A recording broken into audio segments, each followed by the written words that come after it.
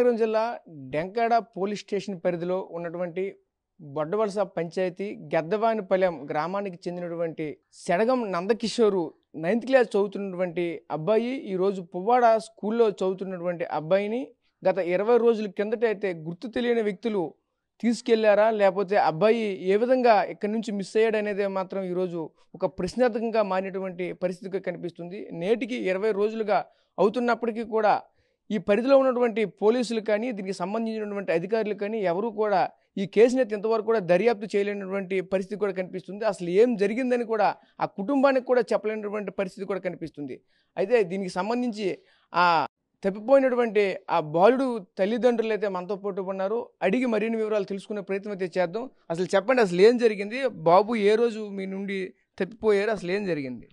ఆదివారం ఉదయాన్నే మేము మహారాష్ట్ర ఫంక్షన్కి, నాకు జొన్నార్లో రైస్ షాప్ ఉంది. రైస్ షాప్ ఉంటే ఫస్ట్ మా మిస్సెస్ గారు వెళ్ళిపోయారు. తర్వాత నేను పిల్లలు తీసుకొని అక్కడికి వెళ్ళాను 9 గంటలకి. 9 గంటలకు వెళ్ళిన తర్వాత మా మిస్సెస్ గారు లాబ్ చెప్పి నేను 10 గంటలకి కలెక్షన్కి వెళ్ళిపోయాను. 10 నుంచి 12:30 వరకు కలెక్షన్ చూసుకొని వచ్చి 1 గంట షాప్ మూసి మొత్తం నలుగురం కలిపి మహారాష్ట్ర ఫంక్షన్కి వెళ్ళాం. మహారాష్ట్ర ఫంక్షన్ నుంచి వచ్చి 3:30కి వీళ్ళు షాప్ దగ్గర దించేసి మా మిస్సెస్ గారు లాబ్ చెప్పేసి నేను మళ్ళీ కలెక్షన్కి వెళ్ళిపోయాను. కలెక్షన్కి వెళ్ళిపోయిన తర్వాత మా మిస్సెస్ దగ్గరికి 4:30 వరకు ఉన్నాడు అబ్బాయి. 4:30 నుంచి అమ్మ నాకు ఎక్కడ ఉండిపోద్దేమో ఇంటికి వెళ్ళి వస్తానంటే మా మిస్సెస్ దగ్గరుండి ఆటో ఎక్కించి 10 రూపాయలు ఇచ్చి పంపించింది. ఇంటికి వచ్చాడు, తానం చేసాడు, అన్నీ చేశాడు, బట్టలు మార్చుకుండు. ఆ టైంలో పాలువాడు వచ్చాడు. పాలువాడు వస్తే పాలు తీసుకొని ఇంట్లో కూడా పెట్టాడు. మళ్ళీ తాళాలు వేసుకొని మా అమ్మని కలిశాడు. మా అమ్మ అన్నది ఇప్పుడు ఏందిరా ఎక్కడికి వెళ్తాను? లేదమ్మా సైకిల్ రిపేర్ చేసుకుంటాను. సైకిల్ రిపేర్కి ఇచ్చేసి నేను మళ్ళీ షాప్ దగ్గరికి వెళ్ళిపోతాను. షాప్ దగ్గరికి వెళ్ళి వచ్చిన తర్వాత అలా మా అమ్మ దగ్గరికి వెళ్ళిపోతాను. సాయంత్రం డాడీ వస్తాడు. డాడీ, నేను, మమ్మీ, చెల్లి కలిసి వచ్చేస్తామని చెప్పేసి వెళ్ళాడు. వెళ్ళినప్పుడు మా పెదనాన్నగారు అబ్బాయి నారాయణ అప్పుడు కుర్రోడు చూశాడు. చూసి ఈ టైం అప్పుడు ఎక్కడికి రా వెళ్తాను అంటే, లేదు బాబాయ్, ఇగో సైకిల్ రిపేర్ ఉంది, సైకిల్ రిపేర్ చేసుకొని నేను మా షాప్కి వెళ్ళిపోతానంటే అది జాగ్రత్తగా వెళ్ళరని చెప్పాడట మా పెదనాన్నగారు అబ్బాయి. తర్వాత వీడు 10 నిమిషాల సేపు కానిస్టేబుల్ వీళ్ళు మాట్లాడుకొని ఎందుకు వీడు జొన్నాడు వెళ్ళాడు. జొన్నాడు వెళ్ళే టైంలో సైకిల్ అయితే బార్సైడ్ మాకు గెద్దవానిపాలెంకి జొన్నాడు మాయాన్ని బార్సైడ్ పొలం అంటారు, అదే డౌన్ హైవే. ఆ హైవే దగ్గర సైకిల్ ఉంది, మనిషి లేడు. ఆ యూపుని వీడు వెళ్ళి మా ఆవిడ చుట్టూరు చూసి అప్పుడు మా ఆవిడ దగ్గరికి వెళ్ళి షాప్ దగ్గరికి వెళ్ళి అడిగాడు, వెంకటి నందు వచ్చాడా? నా ముందే సైకిల్ నడిపించుకొని వచ్చాడు. సైకిల్ అయితే బార్సైడ్ పల్లాన ఉంది కానీ మనిషి లేడు అని వెళ్ళి అడిగాడు. అడిగిన వెంటనే ఇది నాము పంపించాను, మనిషి లేకపోయినట్టు ఆ యూపుని వెళ్ళి లాస్ట్ టైం ఎక్కడ జరిగింది, ఇన్సిడెంట్ ఎక్కడ జరిగింది అక్కడికి వెళ్ళారు. ఈ లోపు నాకు ఫోన్ చేశారు. నేను అప్పుడు ప్రస్తుతానికి రింగ్ రోడ్ దగ్గర కలెక్షన్లో ఉన్నా. వెంటనే నేను వచ్చేసాను ఇంటికి. వచ్చేసి అప్పటి నుంచి ఎతుకుతూనే ఉన్నాం. అప్పుడు లాస్ట్ టైం ఇన్సిడెంట్ అంటున్నా, లాస్ట్ టైం ఏం జరిగింది? లాస్ట్ టైము సేమ్ అక్టోబర్ జయంతి 2వ తారీఖు గాంధీ జయంతి బుధవారం సాయంత్రం 5:30 వరకు అబ్బాయి ఇంట్లోనే ఉన్నాడు. అప్పుడు ఏంటి జరిగిందంటే, అమ్మ నేను ఆడుకుంటాను అనేసి పాతకువారు ఈ టైంలో ఇంట్లోంచి బయటికి వెళ్ళాడు. ఇంట్లోంచి బయటికి వెళ్ళినప్పుడు కారు మాత్రం రావడం మాత్రం వచ్చిందట. ఎక్కడ మా ముత్తలమ్మ గుడి ఉంది, మా ఊరి ఎంట్రన్స్లో ముత్తలమ్మ గుడి ఉంది, అక్కడ కారు మాత్రం ఆగింది. ఎందుకంటే ఆ కారు కూడా వచ్చిందో లేదో మేము నమ్మపోదాం. ఎందుకంటే మా ఊరు దివీసి నుంచి వస్తారు అదే టైం. అప్పుడు ఆ కారు వాళ్ళు కూడా వాళ్ళతో దివీసి మా ఊరోళ్ళతో చిన్న ఆర్గ్యుమెంట్ కూడా చేశారట. మనకి ఎందులో తాగేసి ఉన్నారు అనుకొని వీళ్ళు వచ్చారు. వచ్చేసిన తర్వాత ఇంకేంటి వీడు ఆడుకొని ఈ డేట్ చేశాడంటే కాలు చేతులు కడుక్కోవడానికి బోరింగ్కి వెళ్ళాడట. బోరింగ్కి వెళ్ళిన తర్వాత అప్పుడు ఏంటంటే, చిన్న ఇలా రారా డిక్కీ తీయ అన్నారట. డిక్కీ తీయరంటే వీడు తెలియక వెళ్ళి డిక్కీ తీశాడు. డిక్కీ తీస్తే వెంటనే మొత్తం నలుగురు 2 కాలు చేతులు పట్టుకొని నేను పడుకొని పెట్టేసి మొత్తం ముక్కలు ఏదెట్టేసి ఈయన తీసుకెళ్ళిపోయారట. తీసుకెళ్ళిపోయారు. నైట్ అంతా కారులోనే ఉంచి మొత్తం అన్నీ చేసి మొత్తం చేసి మాకు 3:30 తెలివి వచ్చింది. మేము వెతుకుతూనే ఉన్నాం. 3:30 తెలివి వచ్చింది. నేను అలా తప్పించుకొని అప్పటికి వీడు వెనకాతలు అక్కడ వచ్చాడట. పరిగెట్టి వస్తే ఆయన తోసుకొని వచ్చాడట. వీడు వచ్చేసి మాకు తెల్లవారుజామున దానికి ఆపోజిట్ టీ పాయింట్ ఉంది, అదే జొన్నాడు శ్మశానం.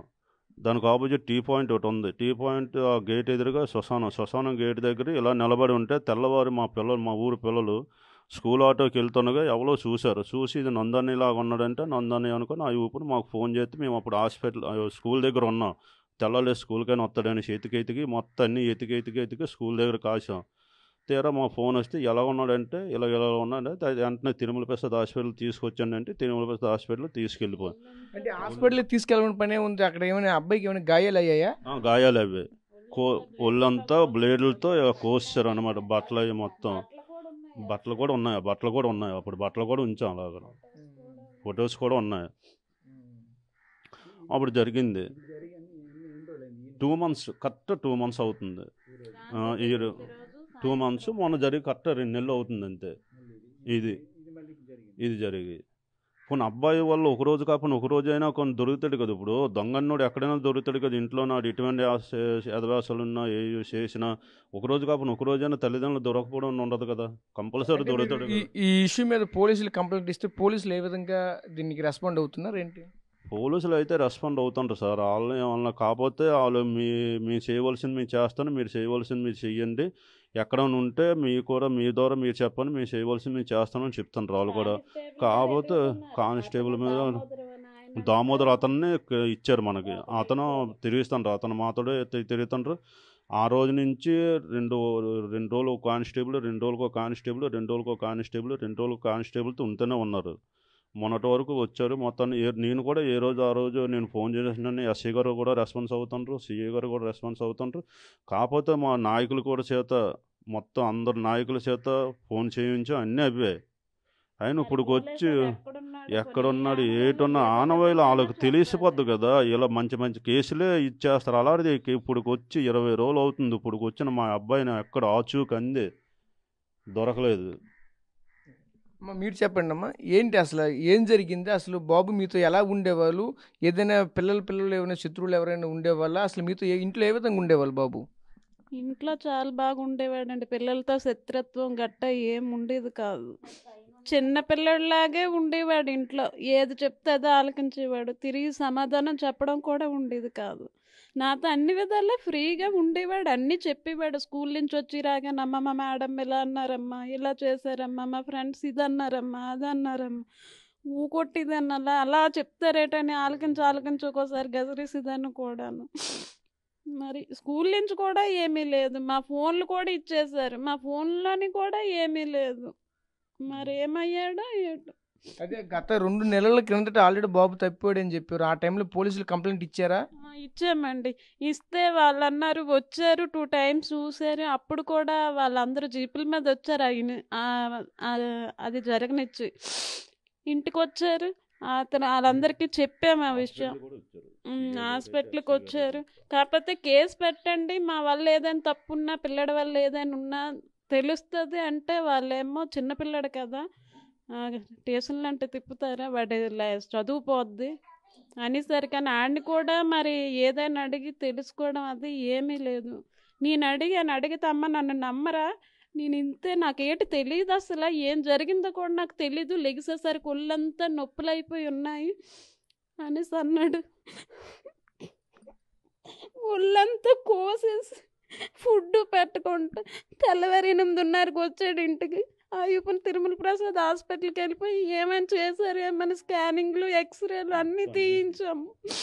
వాడైతే ముక్కుకి ఏదో అంటించారమ్మా, అప్పటి నుంచి నాకు ఏమైందో తెలియలేదు అసలు అని.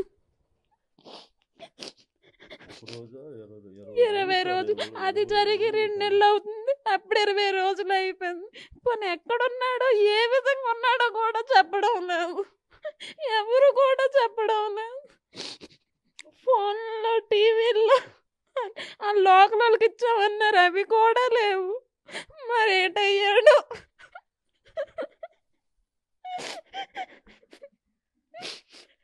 స్కూల్లో మార్కులు కూడా బాగానే వస్తాయి. 10కి 9 వస్తాయి, 9.5 వస్తాయి. ఎవరితో మాటలు కూడా ఆడు. వాళ్ళ మేడమ్స్ కూడా అమ్మాయిడు ఎంతవరకు ఆడుతాడు అంతవరకు ఆడుతాడు, అంతకు మించి ఎక్కువ ఆడని వాళ్ళు కూడా మెచ్చుకునేవారు. మరి మాకు ఏ విరోధస్తులు ఉన్నారో లేకపోతే ఏమైందో ఏమీ తెలియడం లేదు.